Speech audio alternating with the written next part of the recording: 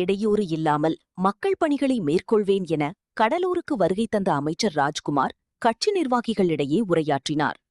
நடந்து முடிந்த சட்டமன்ற தேர்தலில் 108 இடங்களை பெற்ற தவேக, கம்யூனிஸ்ட், விசிக உள்ளிட்ட கட்சிகளின் ஆதரவுடன் பெரும்பான்மையை நிரூபித்தது. இதையடுத்து தமிழக முதலமைச்சராக விஜய் கடந்த 9ஆம் தேதி பதவியேற்றுக் கொண்டார். அவருடன் ஆனந்த், ஆதவர்ஜுனா, அருண்ராஜ், செங்கோட்டையன் உள்ளிட்ட 9 அமைச்சர்களும் பதவியேற்றுக் கொண்டனர். இந்த நிலையில் தமிழக அமைச்சரவையில் Thoothukudi MLA Srinath, Avinashi MLA Kamali, Kumarapalayam MLA Vijayalakshmi, Srirangam MLA Ramesh உள்ளிட்ட 23 பேர் அமைச்சர்களாக பதவியேற்றனர்.